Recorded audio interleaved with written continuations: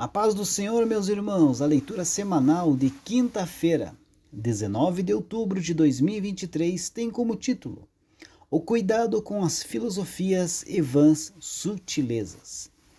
O texto bíblico encontra-se na carta de Paulo aos Colossenses, capítulo 2, versículo 8, que diz assim: Tende cuidado para que ninguém vos faça presa sua, por meio de filosofias e vãs sutilezas, segundo a tradição dos homens, segundo os rudimentos do mundo, e não segundo Cristo.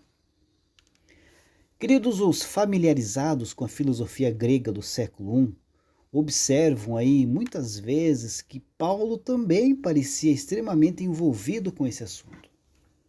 Suas listas de sofrimento e sua forma de diálogo argumentava, especialmente em sua carta aos Romanos, e revelam que o apóstolo conhecia os termos dessa discussão.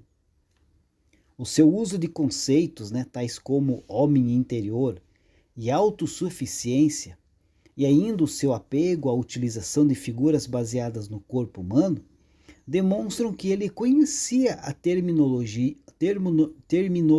de argumentar bem e se sentia aí confortável em utilizá-la.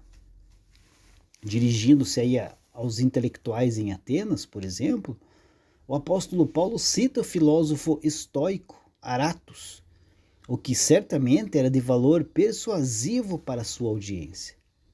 Pois como está escrito, porque nele vivemos e nos movemos, e existimos, como também alguns dos vossos poetas disseram, pois somos também sua geração. Atos 17, 28. A similaridade entre as cartas do apóstolo Paulo e os escritos do grande filósofo estoico Sêneca convenceu a muitos. Na igreja primitiva, principalmente, que Sêneca de fato teria se convertido ao cristianismo e se tornado um discípulo do apóstolo Paulo. Essa crença deu origem à simulação de uma série de cartas entre Paulo e Sêneca, e muitos dos primeiros cristãos julgavam que essas cartas eram verdadeiras.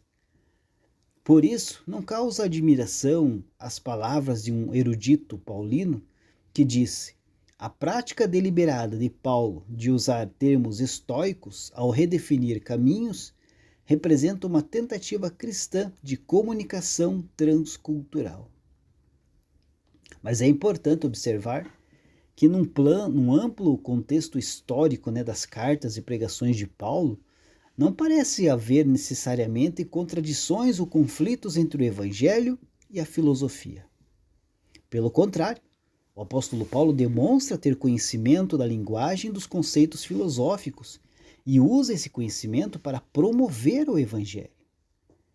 Não há como dizer, queridos, que Paulo está rejeitando o estudo da filosofia em Colossenses 2:8. Mas mesmo assim, essa passagem contém uma importante advertência que os cristãos precisam observar com muita atenção, pois muitas vezes o que separa a verdadeira sabedoria da falsa sabedoria é uma linha tênue que pode ser facilmente obscurecida por pessoas com motivos impuros. Então a advertência de Paulo contra a sabedoria deste mundo deveria servir para nos manter atentos aos perigos ocupacionais de rigorosas e extensivas buscas intelectuais. Definitivamente, os cristãos precisam compreender os argumentos dos seus detratores e estarem preparados para que possam se engajar no mundo das ideias, a exemplo de Paulo em Atenas. Mas também precisam ser cuidadosos, a fim de não tirarem seus olhos daquele que é o autor e o consumador da nossa fé.